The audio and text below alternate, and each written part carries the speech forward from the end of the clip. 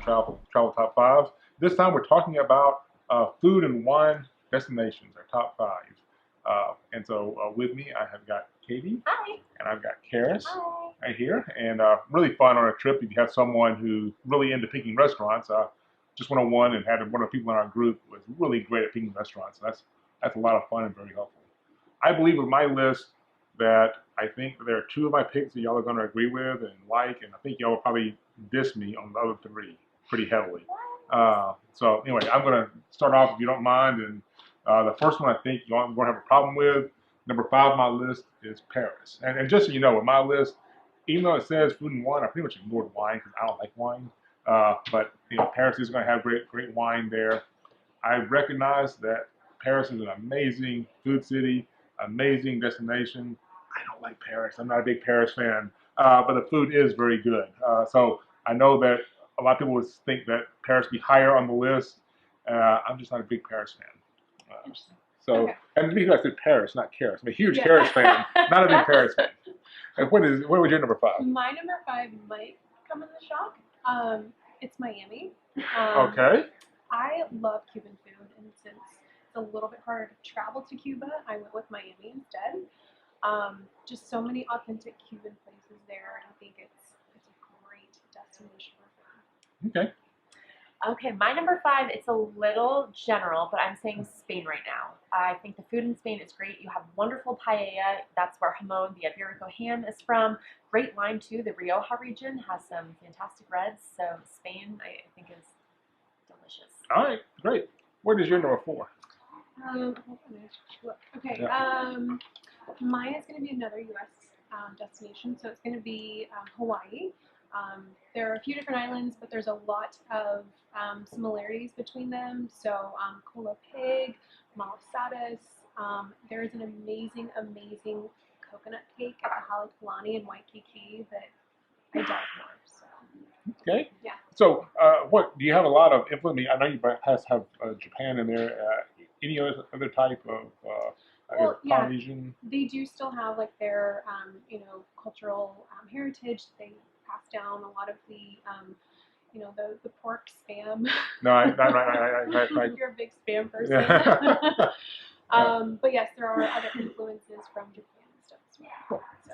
What's your number 4? My number 4 is Germany. I think people know about German food. They know the Bavarian cuisine with the pretzels and the sausages. Berlin, if you're up farther north, they have an emerging food scene with a lot of Michelin stars. But I think the wine in Germany is often underrated. German Riesling is some of the best wine in the entire world. It's not traditionally it's not very sweet. It's not like the Riesling we're used to here. There's a good acidity that balances out the wine. German Rieslings can actually be aged for 10 plus years. And then they have reds too, like a Spätburgunder, which is their version of Pinot Noir. So great wine to be had in Germany. Great. So my number 4 is the first one that may get raised eyebrows, but I think this one is really up and coming, and we should actually sell more of this than we do. Puerto Vallarta. And Puerto Vallarta, when we sell it, we sell a lot of all-inclusives.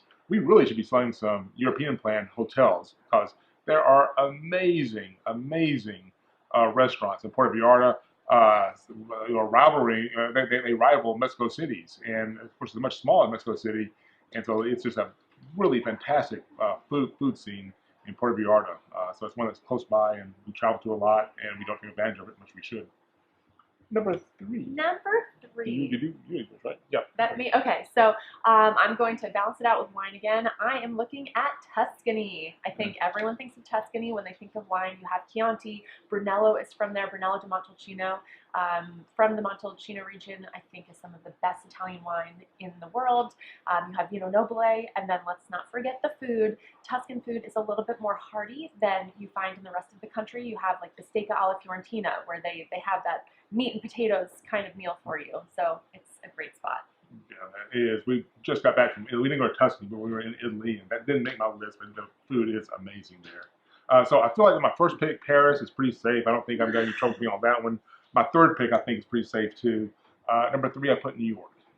And New York, you have got so many cultures there. Amazing food. And one thing I did when I put this list is I want to find places where you can do a very upscale, 5-diamond type of a meal, but also you got good food that is relatively inexpensive. And so when you think of New York food-wise, I think of the slice. You're going to get a slice of pizza, Yes. and and that's going to cost you a few bucks. So anyway, New York is my number 3.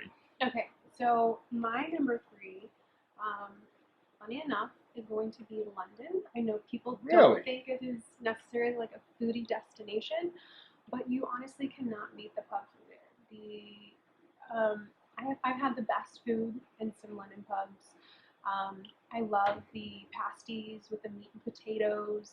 It's very hearty food, and my grandmother was from England, so it very much reminds me of her cooking, just that kind of hearty meat and potato style. I love it. Okay, very good. So number 2 Number 2. for me, and mine's going to be, and I feel much better about my selections now. I'm not getting beaten up. Number 2 is London. So I think watch the video. I love London. So piggybacking on what Kara said, but I'm going to go a step further. The Indian food there is supposed to be second to none. The Chinese food is amazing out in Soho. In Soho, you've got the whole Chinese district. So here's the thing: if you have a problem with London being on a food list, they have the English breakfast, which is a big hearty breakfast. And the bacon is real bacon. Oh yeah, and yes. the pub for lunch, you're gonna hit that. And then evening, you're gonna do Chinese, you're gonna do Indian food, that kind of stuff. But here's another thing: is London, England in general, has their own meal. They've got tea. They came up with a whole fourth meal. So you got your own 4th meal. You got to be a pretty good food place. So, and I think if you're having bad food in London, you're at the wrong place. Yeah. Oh yeah. You need to find the right I mean, because there's so much culture there. So many different choices. Don't forget Cadbury. Oh yeah. That's got to be on the dessert side. Absolutely. All right. What was your number? Did you take yours? I didn't get. Do you want to go? No, go ahead. Okay. No, wait. We did number 2. Number 2. Number 2. Oh, okay. Number 2 for me is Paris. Okay. There we go. I figured that one might show up again. Yes. More so for the food. All of mine are food-based because I'm not a huge winey, but they do have good wine. I just love the sidewalk cafes, French onion soup, croque monsieurs, all of the little boulangeries, bread. Oh my gosh, the smell of the fresh baked bread there is amazing. Plus all of the chocolate shops and pastries and everything. Ate some more yesterday that had both those, the soup and that sandwich. I'll tell you about it. Just a second. Sounds so good. All right, so my number 2 is also in France.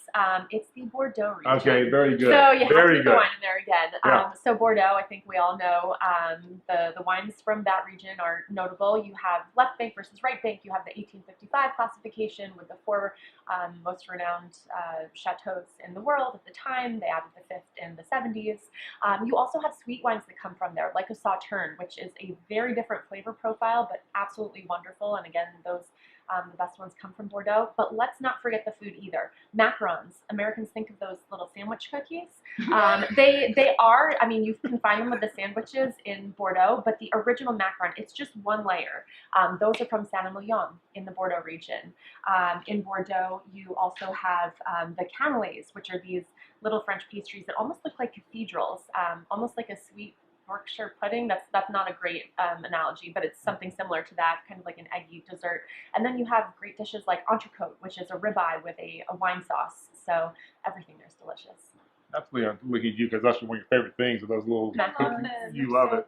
You love it. Okay, and now I think we're at number 1. What you got for your number 1? Okay, so my number 1 has been on my list a long time, but I have not actually been there. So it's going to be Italy. Okay, in general? Yes, Okay. in general. Okay. In general. I would love to go there. My mom just Italy. got back. No, We no, have to no. get you there. My mom just got back this year, so she's been telling me about all the food and all the places they went. She's very much one of those people that you said likes to pick out the restaurants before they go. Yeah. Yes, so she's very much that person, and telling me about all the food they had and everything. So, and hearing about y'all's trip, it's just been on my list for so long, and I can't wait to go. I'll get you there. Then I know you're number 1, but go ahead and do it. I may be wrong. My number 1 is very specific. It is San Sebastian in Spain, which is in the Basque Country, so the northern part. The cuisine there is wonderful. They are known for Michelin stars. For a tiny town, they have a lot of Michelin stars. Their tapas, the tapas culture, they call them pinchos up there. Those restaurants are delicious. They have this wine that's specific to the region called Chucoli, which they pour out of this big fountain. It's almost like a cider, almost like a sparkling. It is sparkling, but it has a different earthiness to the flavor, and just the whole food culture up there in general. It's kind of encompassing. They have restaurant clubs and dinner clubs where people will just gather and make meals together. So it's a really unique spot, but it has to be on your list if you're a foodie. So you took Spain and then Pacific. I know. Well, okay. yeah. It was, okay. I mean, like the paella, you have that everywhere, but Right. San Sebastian, it is different. And with it being in Basque Country, Okay. I mean, they're no, that's they're different. probably Spanish, but proudly Basque. So. New York was on your list. You know, that was really hard. Shocked. It was I am a tough shocked. call. Right now, I'm sitting here like, how is New Orleans not on my list? But Yeah, I'm kind of a gambler. I would have bet that in a heartbeat. So I feel better about my number one pick now because my number one, and this, I understand, I may get some flack, but number one is New Orleans for me. I'm glad you I'm said with that. you. I think it's great. So again, my theme of you got some very high-end, amazing places, and you can do a po' boy and gumbo, which is some of my favorite stuff ever, for very inexpensive, great place to eat. And then on top of that, you got Cafe Le Monde with beignets. They say the coffee is better than beignets. I don't believe them. I don't like coffee, but the beignets the are coffee's amazing. so I've heard good. it's very good. It's I'm not a coffee actually guy. But yeah, it's so crazy because I think we're an hour flight from New Orleans. Not even. I mean, it's just nothing, and we don't go there hardly ever. We'll all do an office trip. I'll go down there for a weekend. That'll be fun. Fun. So one thing I hate that we were very narrow. I feel like I did North America and I did Europe, and that's about it. I had nothing in Asia. Great food there too. Kyoto, again, Yeah, a great amazing. spot for Michelin Amazing. stars. Yeah. Yeah. Anyway, so thank you for joining us. That was our list.